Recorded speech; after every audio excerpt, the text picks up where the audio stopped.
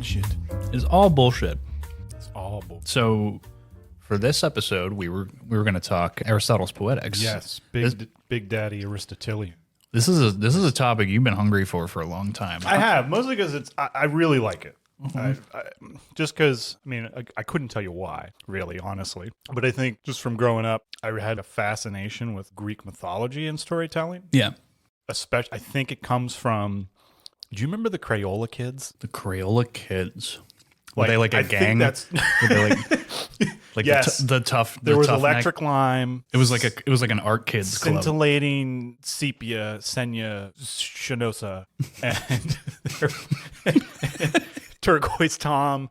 Turquoise Tom was the tough guy, wasn't he? Yes. Yeah. Purple Pete or Purple Penelope or... Purple Pete got his own milkshake at McDonald's, I right? think he did. There's a challenge going around. I don't know for Yeah. Purple Pete.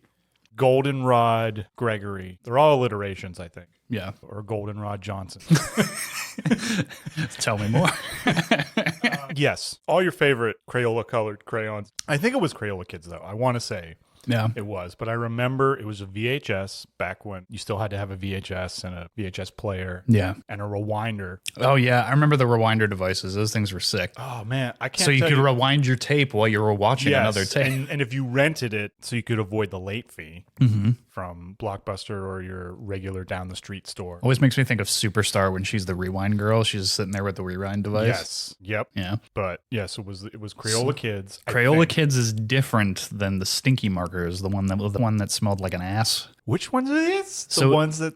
The smelly yes, markers. The markers, yes. You pull the tops off and it smelled like grape or orange. Yes. And then the blackberry one I forgot smelled about like those. somebody I never pulled had it out those. of I a... remember them, though. But yes, they did smell. I don't think Crayola had those, at least not in the beginning. No, yeah. I'm sure maybe they had them at some point just to compete, but The Stinky Markers didn't last long. I don't remember who, but yes, I do remember, I want to say second or third grade, somewhere in that era. Yeah. I don't know, I've lost a lot of memories. It's a deep in the Somewhere reservoir. Deep down. I'm sure I came across this, but no, I was not a fan. I was not a huge fan of the smelly markers because I was like, well, it's not what I want to do with a mark. It also looked real weird. Yeah, but I do remember them.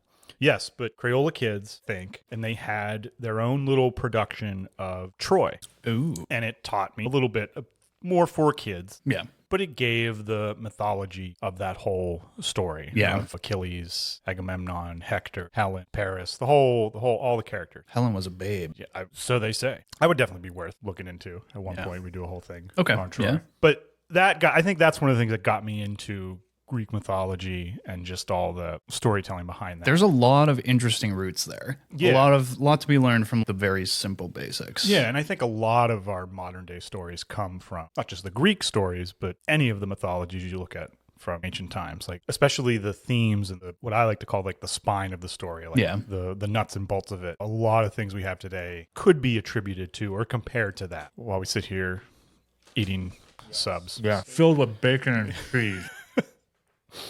So yes, I would watch that a lot. Don't know why. Hey. But I loved it. And like a lot of those things. Maybe also from Indiana Jones too. Just Tomb Raider, the video game. There was a lot of like classic, even in like the extended materials, the books for the Young Indiana Jones series, there's a lot tapping into that There was a lot of like, I guess when we were young growing up, there was a lot, not to say it still isn't going on, but back in before the internet was the internet, what it is today, there was just a lot of that adventure, classical history thing going on. Yeah. Maybe it kind of mixed with the dinosaurs too, Jurassic Park, because you have this idea of just looking into the past and trying to discover it. Yeah. And so that's where my affinity or just passion for that kind of comes from. And when I learned about Aristotle's Poetics, I was like, whoa, what's this about? Yeah. And I'd always heard of Aristotle, but I think the biggest thing he's known for is the philosophy. Yeah. And his contribution to it. He was a student of Plato, who Plato was a student of Socrates. And Aristotle, funny enough, interestingly enough, was the teacher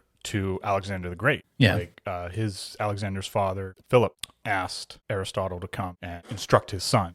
So that was a huge thing. And the history of like what he did, now that's not to say he was a perfect person. Very different time. Sure, he did a lot of things that if you looked at it today, you'd be like, well, this guy's nuts. Pre-cancel culture. Yes. So yeah, I'm not saying like completely emulate everything he did, but one of his biggest things in terms of literature and like narrative theory was his works, his Poetics. And it's effectively a theory that sort of defines effective storytelling and the essential like elements. He was interested in, because we're talking, let me get the date right, get the year. Fact check it. Yes, let me make sure I get. Yeah, we're talking he was born around 384 BC, died around 322 BC. So we're talking 2400 years ago. So a bit of a wind back on the clock. Yes. But you gotta think that the modern day things we take, I guess I know I do take for granted in terms of just storytelling and how like there's so much out there, and you can just like you can easily access like, okay, American made movies, shows you can access from Europe. You can access things from Japan, from China, from South America, India, all these different places that you can have access to different forms of storytelling. Back then would have been a little bit harder to come by. We're not as readily available. It's certainly not at the click of a button. You didn't have it holding in the palm of your hand like we do now with our phones. It's crazy. I think would have astounded maybe people then. I feel like it would almost look burned at the stake as a heretic or something. Well, that's funny enough. That's Socrates, one of the earlier ones who's considered like the Socrates foundation. I believe it's pronounced. Socrates. Yes, I'm probably pronouncing it wrong. Now I was going for the Bill and Ted. Socrates. I forgot about that.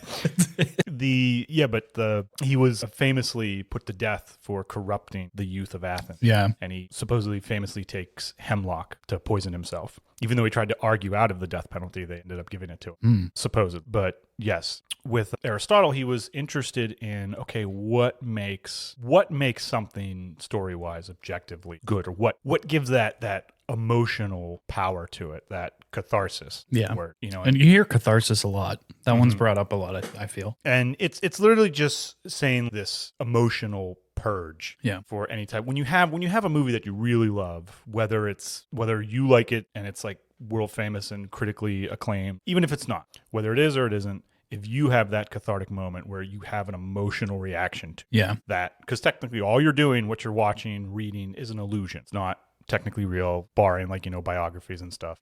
When you have that emotional reaction, that's what any writer or storyteller is going for. Be it sad, happy, funny, a mix of anything in between.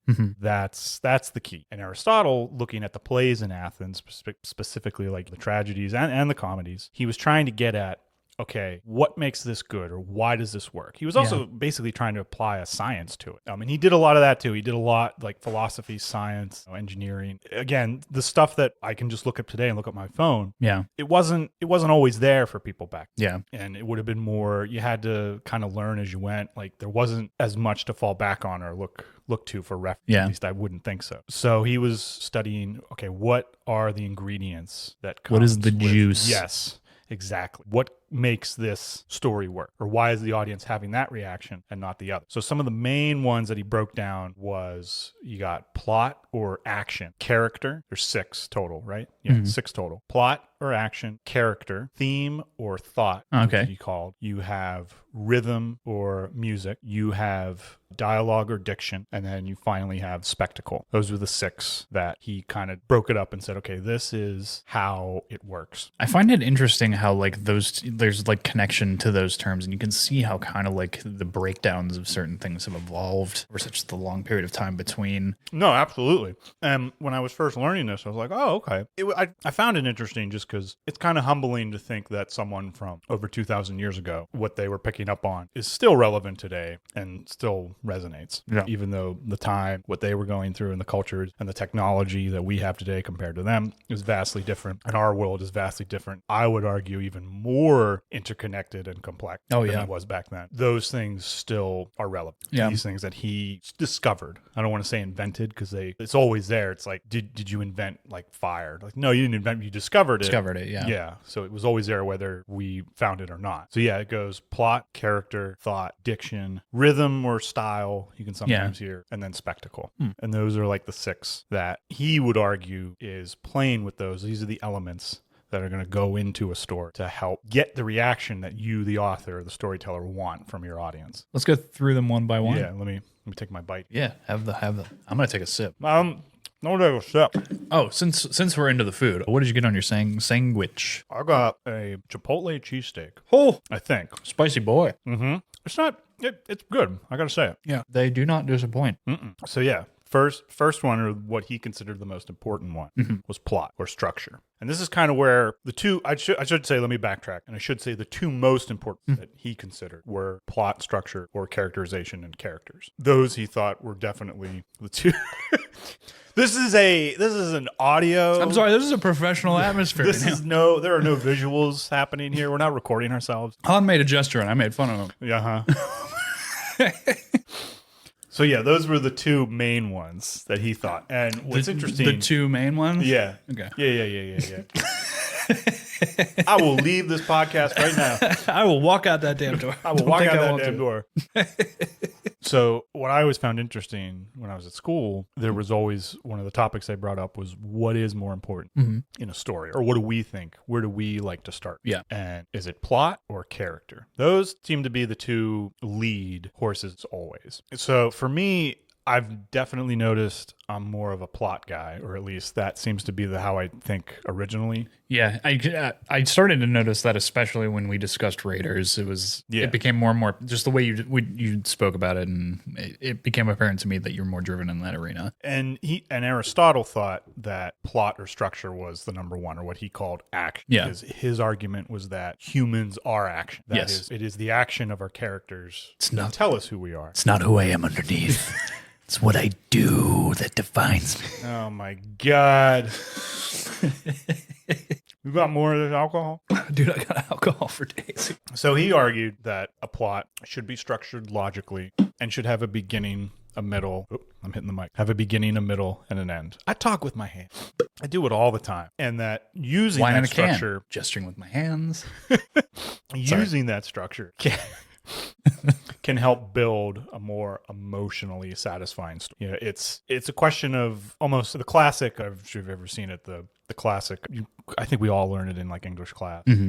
The triangle, yes, like thing where it's the rising action, climax, denouement, and it just comes down. I don't know. They still teach that today? Like I'm assuming. I think so. Yeah. I mean, I remember it from. But yeah, it just looks like a half triangle. Essentially, you go up, you have your climax, and you have the down, pretty much. And he's saying that structuring that like that from beginning to the end and allowing your characters to develop will get the most out of your story for your audience. And then that's where character comes in. You obviously need both.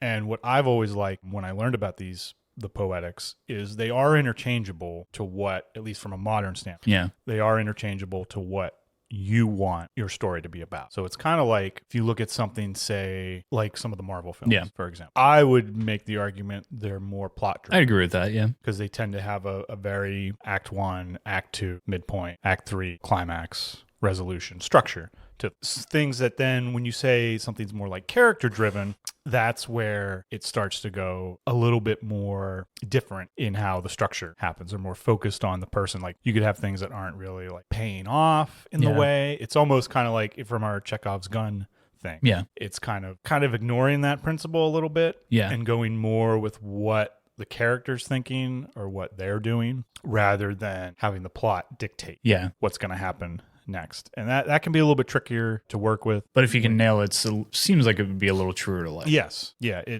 And that's kind of the big thing, at least I always have when I'm trying to write something, is if you look at it as just a laundry list, 1 to 6. Yeah. I would say, like, if we're taking like, I'll just take a Endgame. Yeah. For example, trying to think of one of the bigger tentpole movies that have come out recently. Something that everybody's seen. Can relate to. I would say, doesn't make it true, but this is just my take on it. I would say you got plot, spectacle, which referring to spectacle, we're talking about literally the special effects or the lighting or CGI, how much popcorn element is going into the story. Like, for example, like Endgame's spectacle is probably much more than like Superbad's spectacle. Not to say that Superbad's style is all about just like it's that 70s flair, and I think it really that just boils down to that joke that what's his name, Seth borrows the dad's clothes. I think it's like where that theme is generated from, right? Yeah. So the whole thing boils down to one stupid joke, which I think that's great. and that's like, but just looking at those two movies, you can see that the special effects, if I just like to think of it in that way, is going to be a lot more heavier on in something like Endgame or like a historical epic like Gladiator. Yeah. The new Napoleon movie. Yeah. For Ridley Scott. Like that's going to have. Not Napoleon Dynamite. Oh, not. Are they making a new one? Dana, eat the food. But yes, so I would say you have plot we're doing Endgame plot. I would argue spectacle comes next, then character, and then I would say you probably have diction, the dialogue, rhythm, style, and then finally I would say, well, maybe thought, theme. That might be a little bit higher in Endgame. Yeah. There might be more of a theme going on. That one I think can be debated. In that one, yeah. This can all be debated. It's all in what. There's no right or wrong There's way. no rules. Yeah, there are no rules. You could do anything you want. There is no right or wrong way, though, really, to look at this. Yes. It's just trying to tell yourself, okay, and this is something that happens usually after the fact. Even Aristotle, when he was coming up with he was watching the plays and then doing it. It's not like this was happening as the plays were being written, practiced, and rehearsed. Mostly in research and breaking it down. And that's a lot when it comes. That's kind of the weird thing is like it's almost like trying to reverse engineer a cake after it's been baked. Yes. When it comes to storytelling, I love relating films and storytelling to cooking. Yeah. It just has so many applicable metaphors. Yeah, and because it's one of those things where like there is a science to it. You need so many teaspoons of this, so many cups of that. Yeah. But there is also an art to it. Like I know that just for example, I love baking. You ever had Irish soda bread before? Oh. My grandmother and I used to bake it usually every St. Patrick's Day. She was Irish. Yeah. And it's like a sweet bread? Or? It can be. There's a couple different versions of it. It can be a sweet bread, but it doesn't, from what I understand, the original version is not. It's more like a dinner bread, and it's real easy. It is just simply flour, baking soda, baking powder, salt, and butter. Okay. That's it. Throw it all in. You get the measurements right. Throw it all in the oven, bake it. It's done in like half an hour. And it was basically just a day bread. It's something that they used to cook the day of because it goes bad quickly. Yeah. But so you got to eat. Back in the day, that was basically that was normal your food. Yeah. And I think they would cook it in a skillet. Oh. Or like a type of kettle rather than an oven, which we would today. But I always used to bake that. Interesting. With my grandmother, and I can get all of I'm using her recipe that she gave, but I still can't get it exactly how I remember when she cooked it. So that's where that whole art process, I think, comes in. There is a little bit of, You're missing the love. Yeah. You gotta all right. All right. Get another guest host. That's it. I'm out. But yes, these elements are anytime you're adding structure to the story, there's. Okay, what was I talking about then? We're talking about Aristotle. Just joking. So we were talking about a lot of these structures and these guidelines that people come up with are done after the fact. Yeah. So you don't have to take these as hard and fast rules. They're just I don't know why or theories. how, but the way you were just talking, you reminded me of that speech in Daredevil where Murdoch is talking about these questions. The show or the movie? The show, and he's talking. That's like his big moment. I think it's in the first season. He's talking that he's got his big moment. These questions. I haven't seen. He's like trying to get a very very guilty dude. Yeah, he's playing the hardcore defense lawyer. Or whatever. But yeah, I just remind me. Neither here nor there. I'll take it as a compliment. This is quickly turning into a very Marvel episode. No, but okay. Indiana Jones is definitely, I'd say, more plot. Yeah, and then I would put thought would be second for Indiana Jones because I feel like interesting. It goes back to what I said in Raiders that Indies know better than the Nazis in the beginning. Or Belloc, at least. Yes. Yes, that's a good point. Yes. I don't feel like Indy would arbitrarily shoot people for no. Yeah. Yeah, he has more. Nazis. Yeah, he has a little bit more of a standard like Belloc does, but he's close to that edge. And that's where I think quote unquote selling out. Yes. And that's where I think what makes Raiders more, I think, the more critically ones because that thought, the theme comes second. I feel like it's plot, theme, helps you dictate what makes that movie good. So let's take 2001. What would you say? Well, before we even,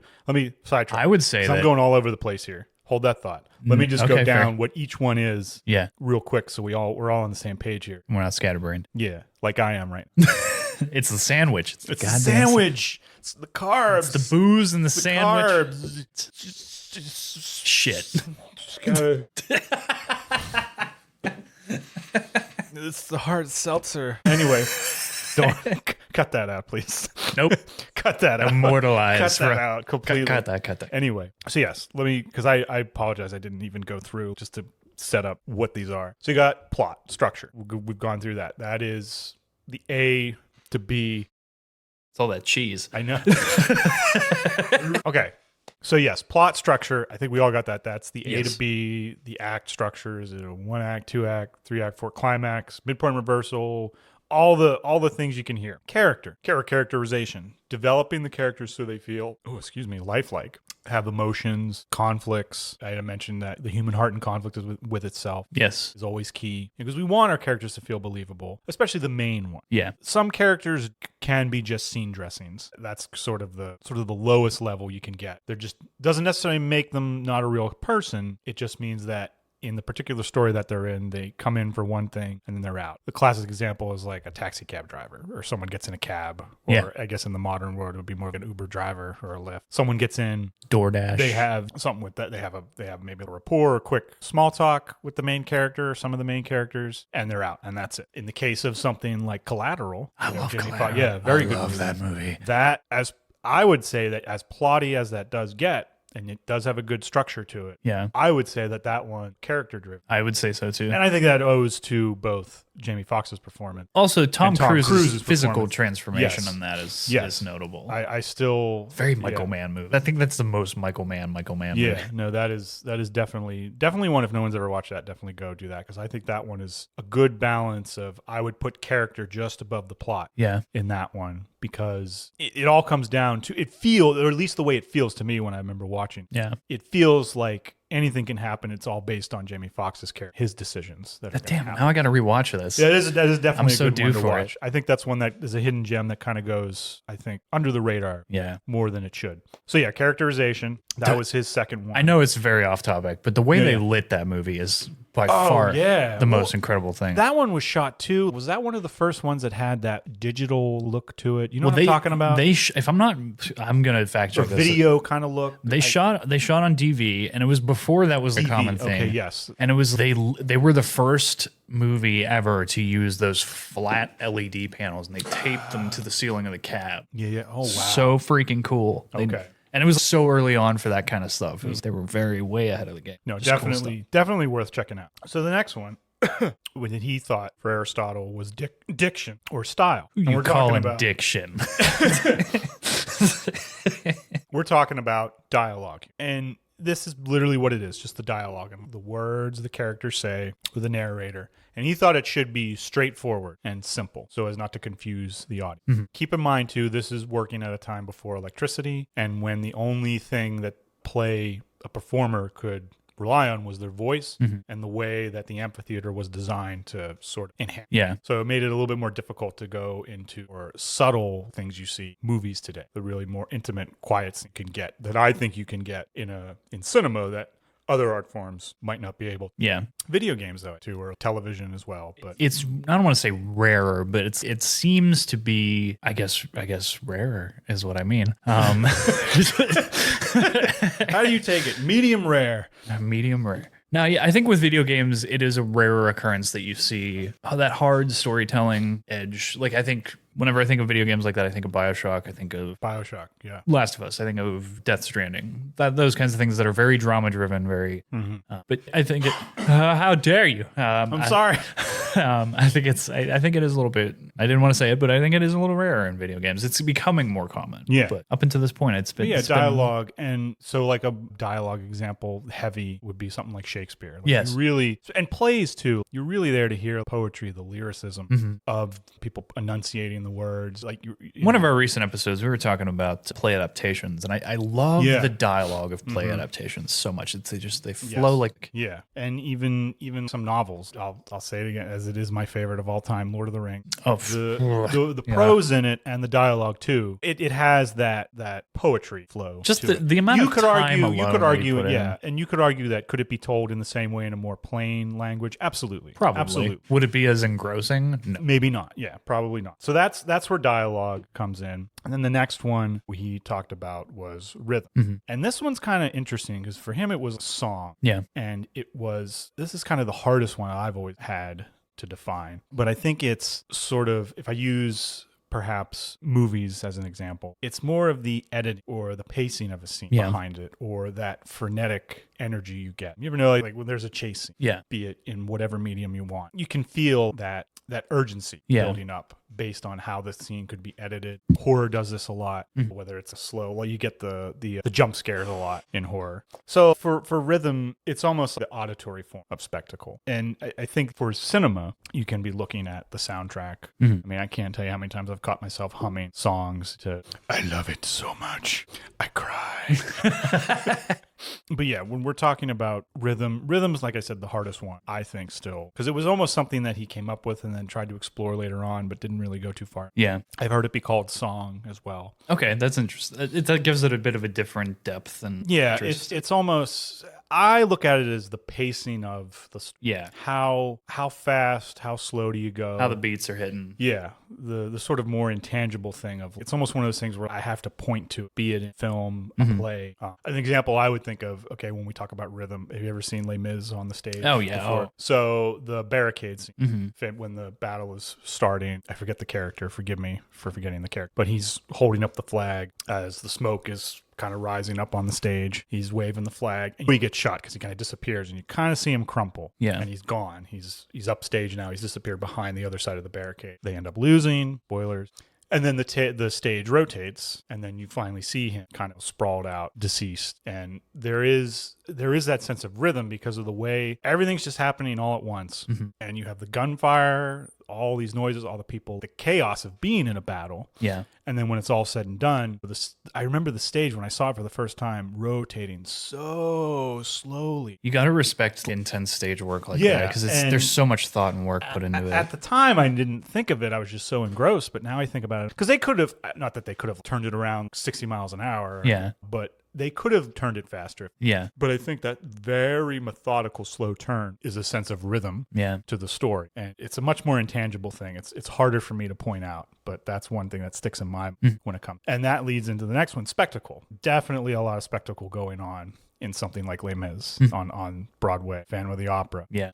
You know, I love Phantom of the Opera so much. Yeah, tons of spectacle. I mean, just the music alone and the sets, the lighting, the special effects on the spectacle originated in the theater. Yeah, so did a lot of the storytelling we do. But that would have been the sole main place you were going to get that eye catch, what we call now popcorn entertainment. Yeah, eye candy stuff to like wow you. Now with computers and film, you get the same thing, but even to a grander scale, the only difference is you don't get that live in-person interaction with a movie. There is a bit of intangibility with the computer graphics effects, and I think that something is lost from forced practicality that was the olden days, but you can do the impossible, but I think something's lost. So spectacle is the production design, how much the background is going to become a character.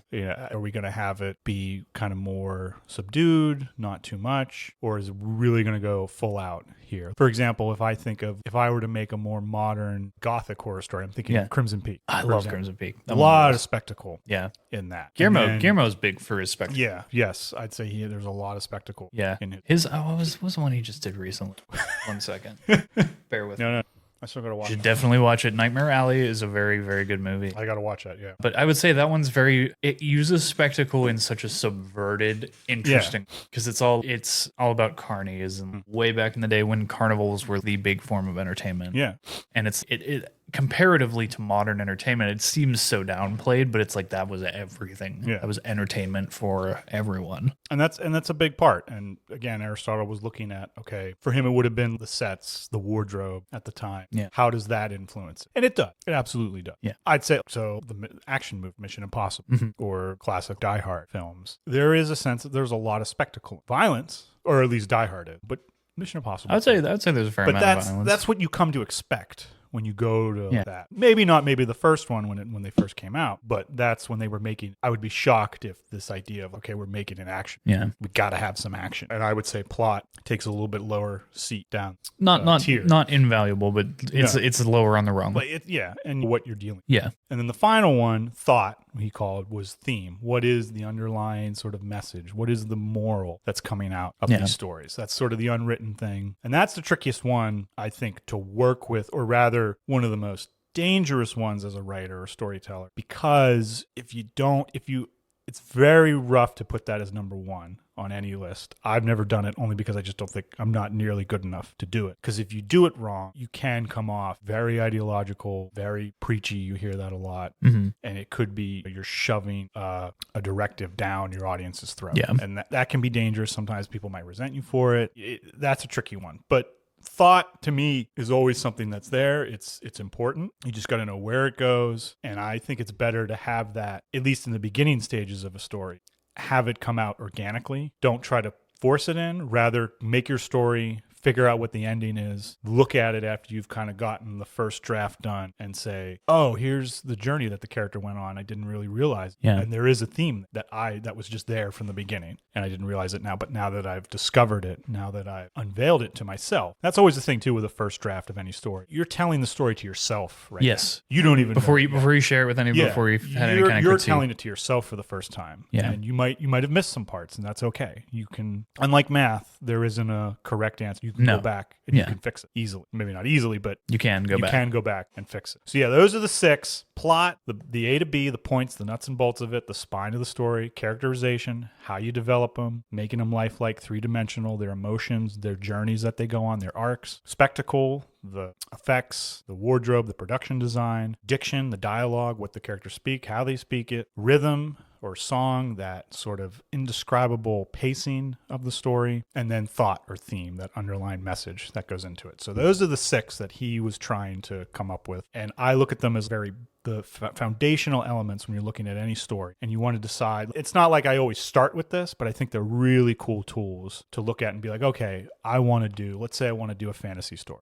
That's kind of sometimes where I start to, is like, gives you a bit of a roadmap. Yes, it gives you a little bit more of a roadmap to work with. It's a tool that you can pull out of the toolbox. You might not need it for this particular project, but you might. You're not sure. Yeah. And you say, okay, I'm going to do a fantasy story. Okay. So already, if I know I'm doing a fantasy story, right away, people are going to be expecting spectacle to be higher. Yeah. And probably plot. Those might be my 2 big, usually with characters might come third, then maybe thought, dialogue, and probably rhythm is usually always kind of down there at the bottom. And that's something you want to look at is, okay, do I want to try and go somewhere different? Do I want to do a more character-driven fantasy story?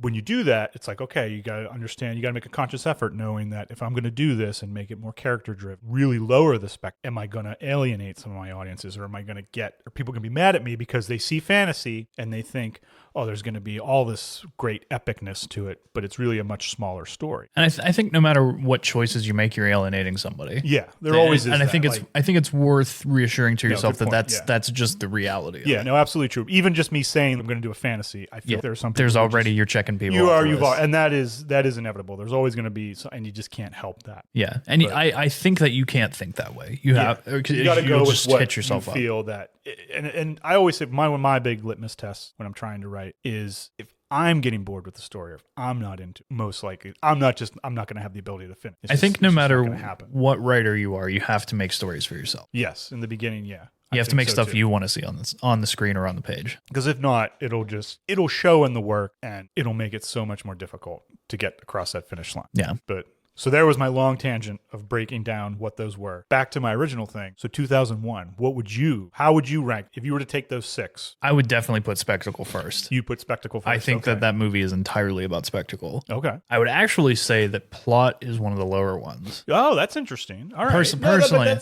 Because I think that falls in with that mundanity where it's yes, it is there, but it is not as prevalent or important. Yeah, it's not as important. You're not too concerned so much about, all right, are we... It's meant to be very, this is just Monday. Yeah. Like this is just the next thing. Yeah. But I would say spectacle was the most important aspect. Okay. Would you go character? Would you go thought or theme?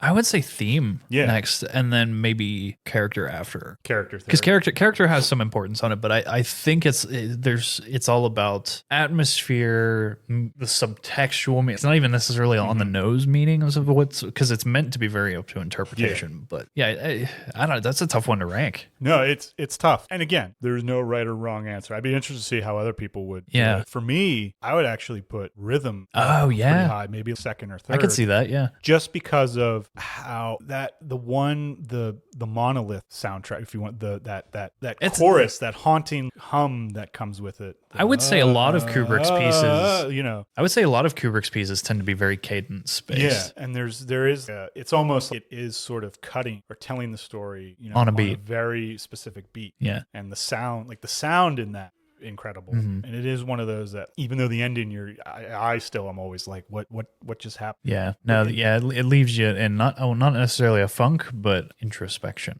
So I'm trying to think of, so if we did some examples, plot, a lot of superhero movies I think are plot or spec. Indiana Jones, Jurassic Park, say plot, things that we've talked about. More character driven. I'm trying to think of like a good example for that. 100% that's a character. And we have an Presscape, nothing's coming. Hardcore character piece. I would say Wes Anderson's stuff is very character based. I would say Royal Tenenbaum stuff very character. There's one that's I'm trying to think of. I know there's a shining example of character. I'm just gonna cheat. Give it the old Juggle machine. Cheat and look it up. Some Great Gatsby. I knew I was trying to think what is.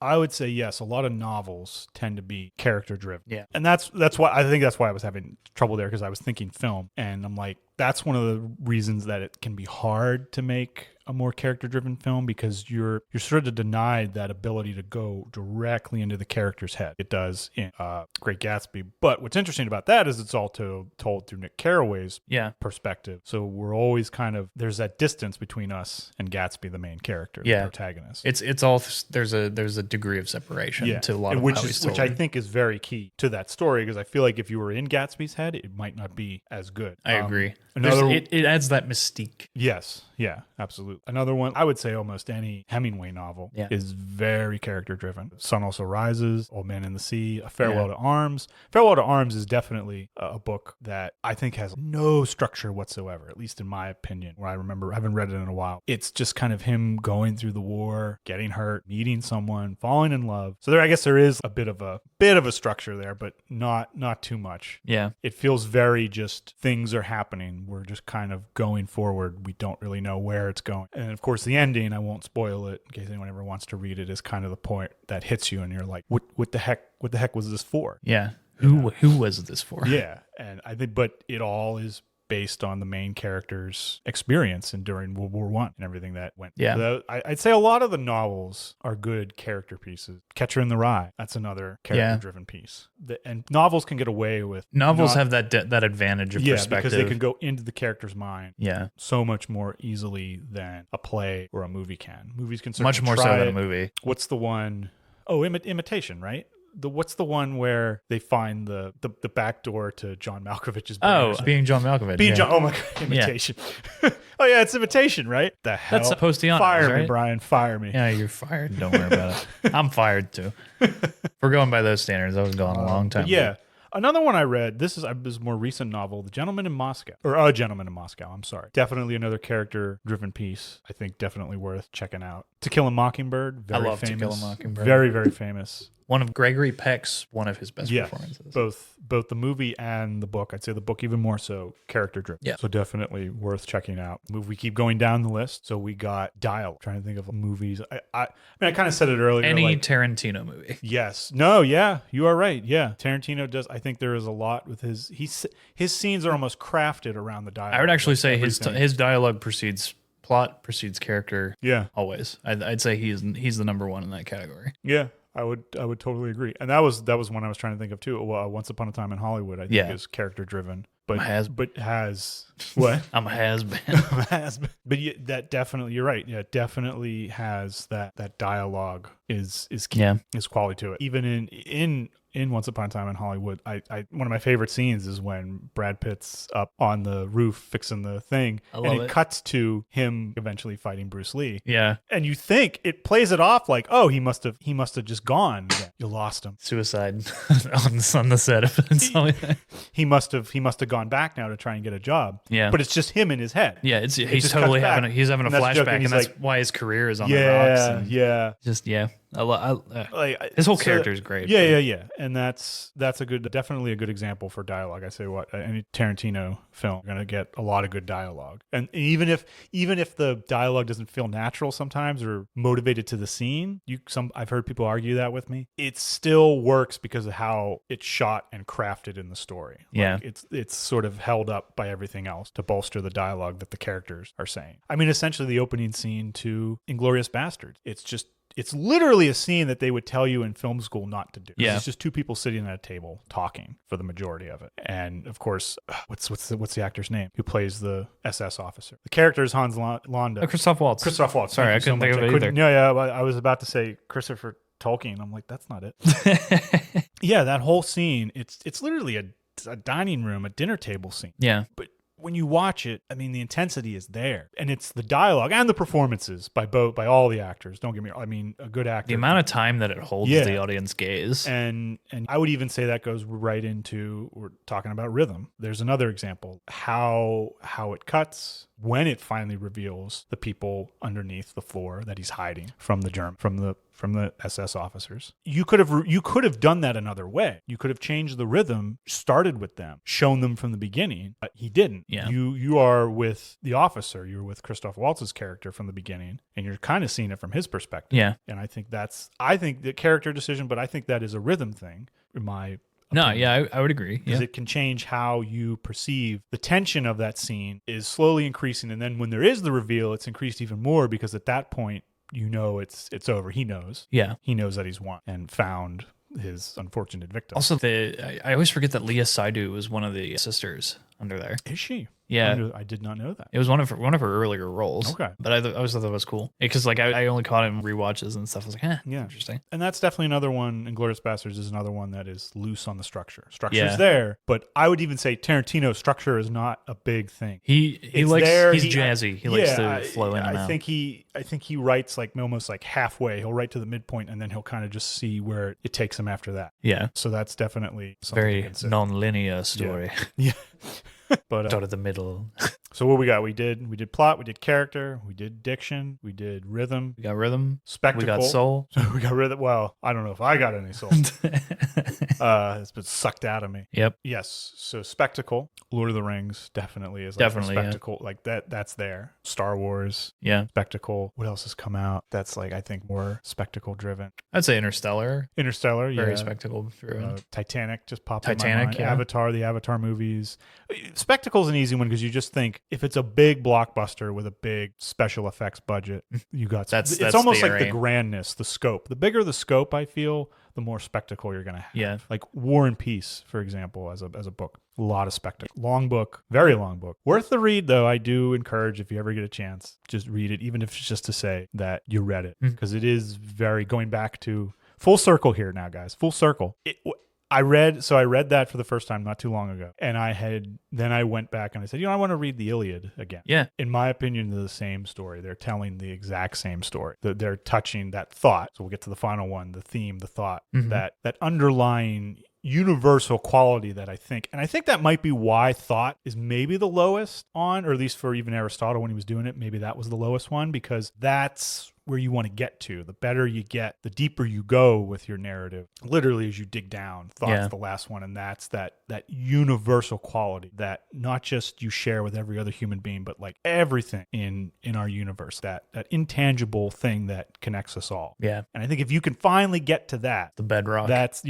That's what really gives that catharsis, is what he was looking for. And that's why it's always, I think, dangerous to put thought a little bit higher, or not dangerous in the sense that you can start to, as I said before, you can come off preachy. Yeah. And I know people don't like to be, when they go to a movie or read a book, they don't want to be reading a textbook or someone giving their opinion on how you should live your life or how this should be done. Most times I know when I pick up a story, the first thing I'm thinking of is escapism and entertainment value. And then as we go further into the story, if it's a good story and I like the characters, that underlying universal message or just humanity that you want to get to will be there, whether you meant to put it in or not. Yeah. I think that's important. to always look at when you're doing it. And that, so yeah, what was I saying? What the hell was I saying? I don't know. You were off. You were on a whole thing. I wasn't going to get in the way of it. What was I saying? What happened? I was following your lead, dude. I was literally thinking of the scene in Christmas Vacation where he's like in the buying the bra, and he's like, what happened? What? No, I was saying full circle. Yeah, full circle comes right back. When I was reading War and Peace, made me like, and I read the Iliad again after it. I thought they're trying to tell the same. They're touching on that same quality. Yeah. Even though it's separated by thousands of years, different cultures, different times, there is an underlying connection there, I think. And thought is one. And I'm trying to think of I don't know if I can think of one where thought is number one on that list. Yeah. That was what we're going heavy right into theme. Usually more like art house films might have more theme to it, things that are very out there. Talladega Nights. I was thinking maybe something like, you ever seen Brazil? Yes. I love Brazil. Say that. Or even maybe Metropolis too. Yeah. Metropolis, right? The Fritz Lang movie, right? Am I getting the title right? Why do I feel like I'm hearing Metropolis? I'm thinking Superman. That's a more theme. But yeah, that I feel like there's a theme there. Had another one. David Lynch. Yeah, anything by David Lynch. Twin Peaks. I think there's a lot of underlying messages going there. So it can be done. I just would never do it just because I know I can't do it. Yeah. I'm just not that talented. I do not have the talent to pull off something like that. Yeah. But yeah, these 6 things, and I don't always start with writing this way, but it's just, they're good tools. And I'm like, okay, do I care much about theme being higher? Do I want character to be a bigger role in this? Do I want just it to be spectacle? We were talking about Speed. Yeah. With Keanu Reeves. I love Speed. And my God, what's her name? Sandra Bullock? Sandra Bullock. Oh my God. How dare you? I'm so sorry. I was like, I don't know. I just said like, no. I was about to say like Jennifer Bullock. I'm like, that's not it. It's the booze, it's the sandwich, it's all going to your head. I don't know, man. Anyway. It's mine too. Yeah, no, I think that's one that has more spectacle in it. Again, it's an action. Yeah. So if I were making like that, I'd be like, okay, I got to up the spectacle in this because that's what that's its selling point. That's what's getting it across. But you were going to say something. You were saying, I don't think. I have nothing. Yes, I'd be interested to see how other people. Where do they like to start? Do they like to start plot? It is an interesting way to break things down. Rhythm. Because I don't think you can accurately hit all those points. No, and you can't. You don't have to. And you don't even have to have all of them in. Yeah, it's just something that he noticed after the fact. Yeah, this wasn't. I mean, I don't know, but I don't think when they were writing these plays back in the day and too concerned too much about the qualities that he was picking. Yeah, this is all something that he's looking at after the fact. A lot of narrative theories and structures are all coming after. Yeah. Like I said, trying to reverse engineer a cake and you've never seen one. It's like, what is this? How would you know at first if you had no scientific equipment? No cake equipment. No way to extract, well, there's egg in here. You don't even know what egg is. You've never heard of it before. What do you do? So that's kind of, I'm trying to just paint the picture of the task in his mind. Yeah. Okay, why is this working? And he came up with these 6 poetics that are foundational in narrative theory. And I like to use it a lot just to, especially if I'm starting to go off in my story, I don't think is what I originally want. If I want to do I want to do a fantasy story, I know I'm going to want plot, character, and spectacle. It's like it's your skeleton. It's your through line. Those are going to be my big 3 that I might work with. But then let's say I start going off weird like rhythm tangent and I'm like, I'm going to have everything, or I'm writing a book. Every 3rd page is going to be blank. Yeah. But I don't know why. That's what I'm saying is, okay, maybe that's not what this story, that's an interesting idea, but maybe that's a different not necessarily story. For this that could be something one. That's creeping into your mind. That's another story trying to creep in and you want to be like, nah, that's not for this. So yes, definitely worth looking at, reading more about. And I always think it's fun to have just a debate over, if you're watching a movie, reading a book, just came back from a play, just to try and see like, okay, what do you think? Is this another lens to look at it through? Just another way to look at it. Break down if you try and see if you liked something. Yeah. It's a good way to see why you enjoyed a movie or a story that you saw, read, or why you didn't. You could say, well, the plot was confusing, didn't buy the character. Things that you could look at, almost like a survey. Or it had no rhythm, it had no rhyme. The cadence was off, something felt like jumpy to it, or I wasn't buying the scenes. The editing was too quick. They didn't give me a time to feel the emotion. I think that's one thing with editing a lot in movies now. There's not enough time to feel the emotion too. Mm-hmm. It's like rapid, just for the sake of being rapid. Or they linger too long. And it's it's not snappy enough. Yeah. So yeah, definitely almost like a survey you can take for yourself. Did it hit all these points, or just a fun thing and a definitely good tool to put in your toolbox. Wow. No, absolutely. Definitely. I've just taken It's too good.